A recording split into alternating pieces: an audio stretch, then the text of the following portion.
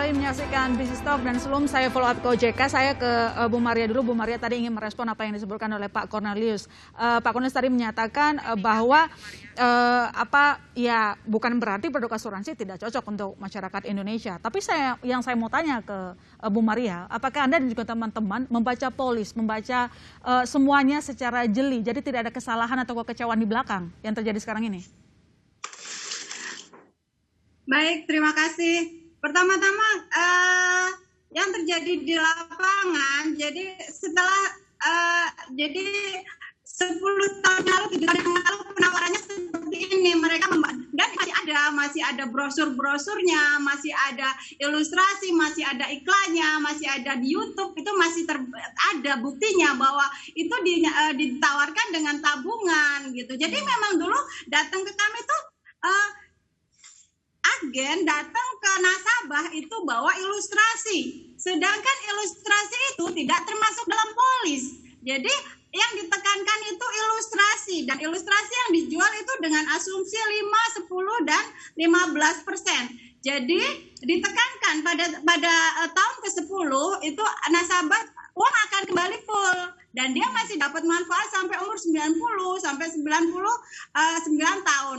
Nah, sekarang setelah terjadinya banyak OJK sendiri yang menyatakan hampir 3 juta polis unit link to polis. Kalau OJK tidak menyatakan seperti itu, kami nggak tahu korbannya seperti itu. Nah, dan itu sebenarnya seperti gunung es. Ini tinggal ininya.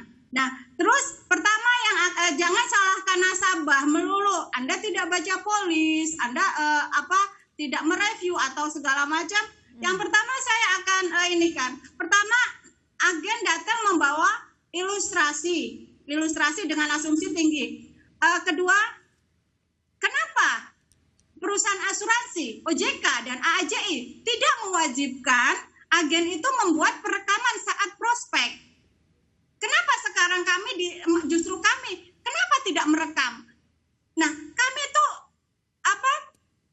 tidak dulu itu nggak punya ibaratnya HP Android untuk merekam, tidak sampai seperti itu. Kami percaya agen mereka membawa tanda kutip nama besar perusahaan asuransi. Jadi harusnya kami ini investor, kami udah membayar uang kami dot mereka, tapi kami suruh buat rekaman, begitu kan? Baik, Bu Maria. Saya ke OJK gitu memfollow up bahwa tadi dari nasabah, versinya nasabah mereka sudah membaca polis lah istilahnya, tapi intinya di sini merasa tertipu begitu. Tadi Pak Supri juga mengatakan bahwa jumlah aduan yang masuk terus naik, meski memang kalau kita bandingkan dengan mereka yang puas, statistiknya tidak terlalu besar. Tadi Anda katakan demikian. Nah, bagaimana OJK merespon aduan-aduan yang ada dan juga merespon apa yang disebutkan oleh Bu Maria tadi? Mesin 1557, Bu. Ya, terima kasih. Oke, baik. My sister.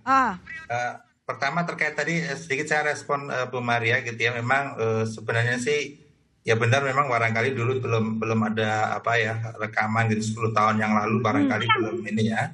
Dan memang di polis itu standar polis ada memang yang namanya free look gitu ya. Jadi memang selama 14 hari ketika polis diterima, nasabah itu boleh membaca dan mempelajari polis, kemudian bertanya kalau kemudian ada hal-hal yang tidak sesuai atau tidak dimengerti atau tidak dipahami gitu ya, selama 14 hari. Begitu misalnya memang tidak puas ya, itu hak nasabah untuk kemudian mengembalikan polis dengan free gitu.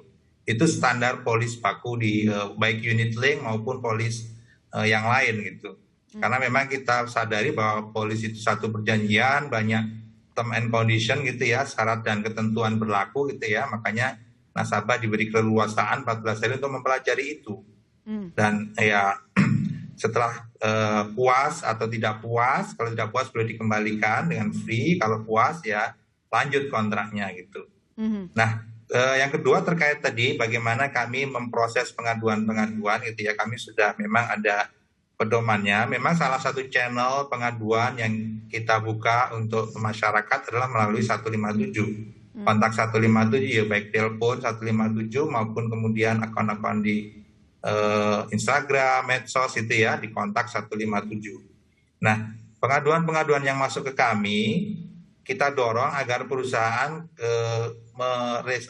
menyelesaikan secara internal dulu. Jadi internal dispute resolution itu harus jalan dulu. Perusahaan kami kasih batas waktu 20 hari untuk menyelesaikan pengaduan-pengaduan yang masuk. Ya. Kemudian kalau setelah 20 hari tidak terjadi kesepakatan, katakanlah nasabah kemudian masih belum puas, itu boleh nanti OJK bisa melakukan mediasi-mediasi agar bisa tercapai pemahaman yang sama, kemudian sepakat penyelesaian seperti apa. Nah, kalau memang masih kemudian berlanjut, silakan ada external dispute resolution yang kita kenal LAPS itu ya, lembaga alternatif penyelesaian sengketa, yang itu juga free buat nasabah gitu. Jadi memang kita sudah sediakan channel-channel untuk penyelesaiannya. Disitulah nanti kemudian mohon maaf, katakanlah pembuktian itu ya, argumen-argumen yang ada gitu untuk dicapai kesepakatan. OJK fungsinya seperti itu, Mbak. Saya ke Pak Cornelius. Pak Cornelius tadi disebutkan oleh Bu Maria misalnya yang mengatakan jangan salahkan kami gitu karena janji-janji daripada agen dan kami tidak perlu diedukasi lah istilahnya begitu. Nah, kalau dari industri sendiri apa yang perlu kita koreksi di sini supaya kita memitigasi aduan-aduan tentang asuransi? Baik, terima kasih. Namanya jualan, apapun yang dijual, tentu yang menjual sudah selayaknya untuk mengungkapkan terlebih dahulu manfaat-manfaat dan keunggulan dari produk. Itu tidak salah. Di mana-mana demikian. Yang jual obat pun begitu. Jangan terus yang jeleknya. Tetapi memang betul, tadi Ibu Maria, saya juga sangat simpati dengan masyarakat tertanggung yang individual, yang lemah. Oleh karena itulah Bu, saya pada tahun 2004-2005 sudah berjuang menginisiasi pendirian seperti Badan Mediasi dan Arbitrase Asuransi Indonesia untuk masyarakat individu, Ibu Maria.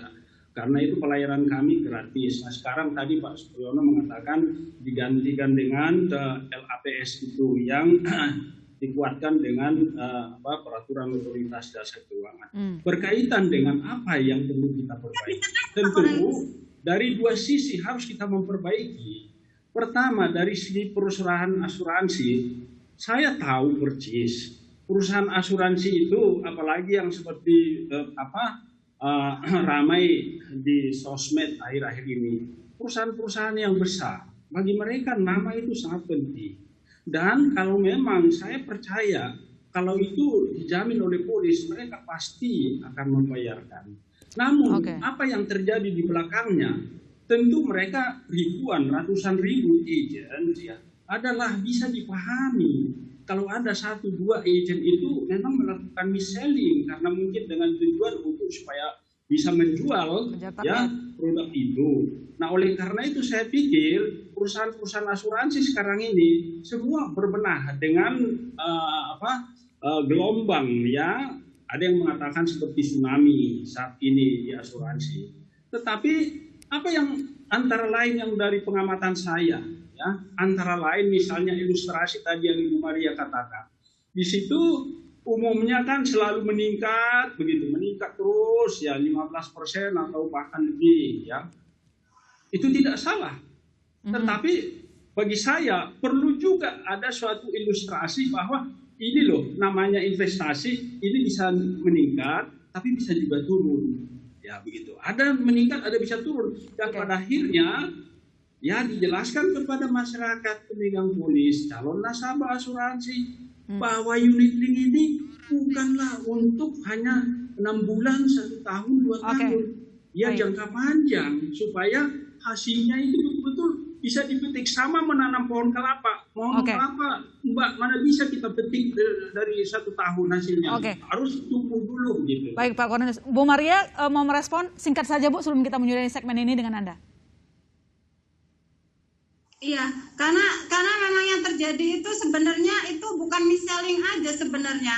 Tapi karena yang terjadi udah seluruh Indonesia seperti ini, menjeritnya sama. Jadi dari Aceh sampai Papua, di fak-fak yang dia harus nyebrang laut, dia udah nggak layak seperti itu. Di Medan, para opung-opung yang hanya kerja di kebun, di Nias